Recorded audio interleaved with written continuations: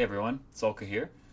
Today I wanted to talk to you about a certain keyword, an ability that's in the game that's not super common, but one that I think is totally worth mentioning and honestly a lot of fun, very interesting to play with. That's right here, as you can see. It's called Myriad. This is, again, not very common. It's only in about 34 cards in the entire game, and you're only going to see this in one format specifically. It's only going to be in Commander. And the reason you'll see momentarily is because it's really dependent on multiple opponents. So, what exactly is Myriad? Let me show you a little bit. The official ruling says it is a triggered ability that may also create a delayed triggered ability. Myriad means whenever this creature attacks, for each opponent other than defending player, you may create a token that's a copy of this creature that's tapped and attacking that player or a planeswalker they control. If one or more tokens are created this way, exile tokens at the end of combat. So that's, I know it's a lot of words, but I'm going to show you a little bit about what this is in a more simplistic fashion, and I think you're going to really enjoy that. So how does this really work, and what does it get you in the end? Well, I think there's one main factor that comes with it, and that is a smooth brain swing. What is a smooth brain swing? Well, to me, it's simplicity, right? So you have your commander game with three opponents, one with a weak board state, decent board state, and a strong. You yourself have a Myriad creature deployed. Polygoyf is a great example. It's pretty basic. It's a dynamic power and toughness, which can be pretty strong given that all the card types are accounted for in all graveyards, and it's got trample and Myriad, right? So we're looking at this kind of setup here. What you're going to want to do is you're not going to want to swing at the opponent with a strong board state, wouldn't make any sense, or even a decent one for that matter. So instead, when you have an opponent that you know has nothing really deployed, and the chances of that are much higher when there's three opponents, you can kind of pick on the weaker player. Hate to say it that way, but you can kind of risk-free swing at them. So say you aim your attack that way, right? What'll happen next? Well, you'll get two tapped and attacking tokens that are going to come in at your other opponents, risk-free, knowing that you've attacked someone without any kind of damage that's going to come through. But then the other opponents will also try to work your way towards their life total by being able to also hit them as well. And so combat finishes, and then at the end of combat they get exiled. So it's pretty basic. It's just you attack and then you get two tapped and attacking tokens. I know the rules seem a lot more complex than that, but it really is that simple. So what do you really get by using this keyword, using Myriad really? Well, I think some of the benefits kind of show themselves a little bit in our previous example, right? So whenever you attack and you get two additional tokens, you're going to get two additional ETBs, right? So that part is pretty straightforward. So if the creature itself has Myriad and an ETB on it, you attack, you get two more, and that can prove to be very worthwhile, and we'll see some examples later on. You also are going to get additional damage, right? So the Polygoyf example is really good here because it's just a strong creature, and you're just getting a creature that's going all three ways. So that's just another way to try to close out the game sooner. Also, you get some sack fodder, right? So if you can maybe swing at two, if the tokens come in swinging at two opponents that you know it won't, the combat won't really work or it won't hit, what you can do is maybe have a sack outlet that's out on the board already and just sack the tokens before damage and combat finishes. And then finally, you have neutrality, right? So as I alluded to earlier, it's a smooth brain swing, right? So you're just really just attacking one player that you know is going to be open, and then you have really just a neutral kind of aspect after that where all your opponents get the same thing coming all of their ways, right? So you don't have to really build any enemies, and you can't say like, oh, you attacked me specifically. Well, everyone kind of gets that. So one player is really, even though they're more open, they're getting the same, all the other players are getting the same thing. So I think that's kind of a benefit really in the end. And what are some other ways we can kind of work with this ability? That is when we can add keywords, right? And how does that look exactly?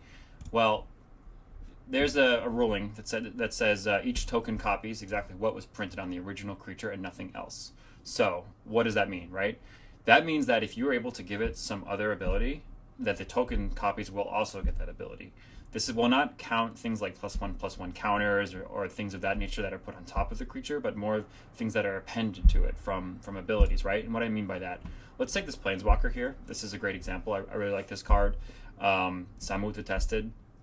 You do the uptick, the loyalty uptick, right? And you can up to one target creature gains double strike until end of turn. So in our previous example, Polygoyf, we're gonna target Polygoyf and give it double strike. So that could prove to be a very, very powerful move because 5-6 power double strike trample is it's pretty big, especially like a turn 3 into a turn 4 player here. So let's take a look at that and what'll happen once it has a double strike. Well, I think like I said before, and what you can kind of understand is that all of the tokens will get it, right? So you'll have three creatures on board with double strike, trample, Myriad. So one that's attacking the original player, and then 2 token copies that are attacking the others. So this can be a great way to try to build on top of what is already a very strong ability. And how can we actually keep the tokens? That's another route that we can think of here, right? Like, so you create extra creatures, right? And then say you want to maybe keep them somehow instead of exiling them at end of combat. So how would we do that? There's 2 main ways that I can think of. There are probably more, but these are the main ones that come to mind. And one is to end the turn, right? So if you use an artifact like Sundial the Infinite, activate its ability, you end the turn, right? So you could wait till combat finishes after the damage is done, and then on the stack will be the stack will say at the end of combat, exile these tokens for those 2 tokens that you created. And so instead of letting those resolve, what you do is activate Sundial the Infinite and then end the turn, and all those abilities on the stack will be exiled and they will be able to stay, and the turn is over. The other one is a static effect, right? So there is a card from Doctor Who, which says triggered abilities you control can cause you to sacrifice or exile tokens you control. So it's very specific, right? It has to negate this effect of being able to either sacrifice or exile the token, both of which are done through the static effect. So while this is on board, I believe the abilities will still trigger, but you won't be able to actually follow through with the resolution of those triggered abilities of exiling the tokens. So they all get to stay. And this is speaking of a Myriad commander, this is a pretty powerful one where you can just keep creating tokens after every combat and just letting them stay. So this is actually a really, really interesting and fun build to make. So now, what are some other ways we can synergize this with this? Well, there's some kind of abilities and things you can do that work really well with kind of pairing this Myriad strategy. And one first thing that comes to mind is additional combats, right? So if you were able to just kind of attack, create two tokens, get 2 ETBs, do whatever you want, all the damage, and then somehow get another combat, what'll happen is you'll have to do that all over again, get another 2 ETBs, do more damage. So extra combat equals extra tokens, and just more of that.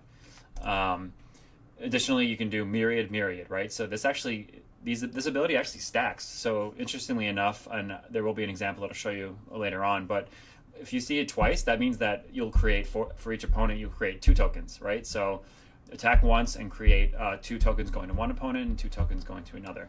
So an absolutely interesting way to use this. Another thing is just token doublers in general, right? So if you can just have multiple of those, like a doubling season, that will double tokens. And if you have like multiple doubling effects, you'll double, so you can get like 4 tokens, and that can just snowball. And yeah, those are just some great ways to look at how to build around and build with this. So now I just kind of wanted to handpick what I thought were some of the strongest Myriad cards out there. Again, there's not that many in the game, so there are only 34 at the moment, but I think there's some really, really cool ones that I want to show you here.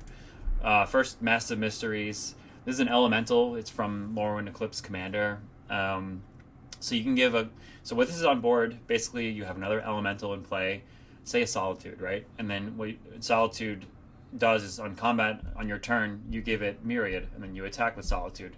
You'll get 2 more tapped and attacking tokens, and before combat, you'll be exiling 2 additional creatures with those 2 ETBs that you get from the elemental. I don't need to tell you right now how many strong elementals with ETBs there are, but just being able to give any elemental Myriad is really interesting, and this is, I think, a very strong and fun build in all 5 colors. So Muddle, this is from actually Secrets of Strixhaven Commander, just came out.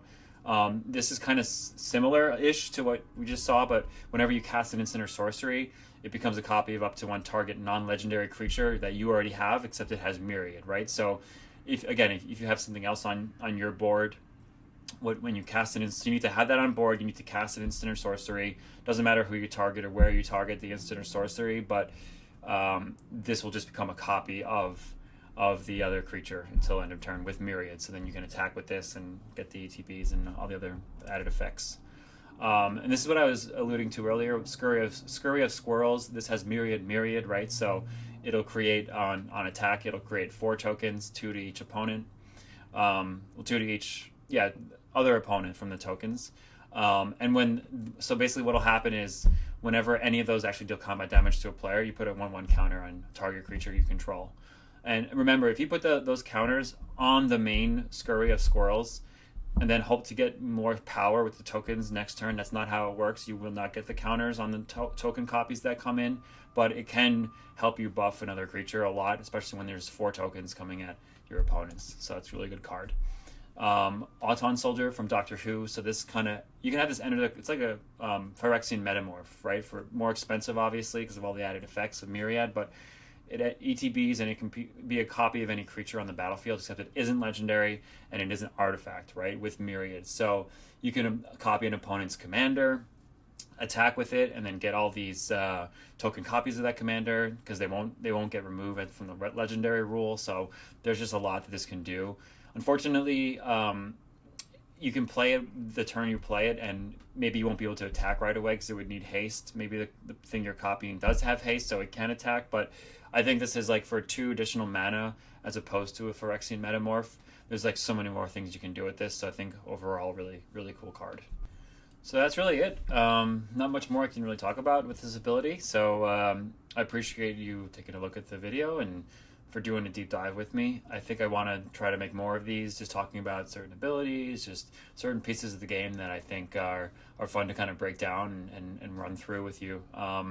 I really would appreciate a like and a subscribe. It goes a long way. So if you want to see more content like this, please like and subscribe, and try to put out more. And yeah, look forward to seeing everyone, what they put together, and hopefully have fun with it. So until next time.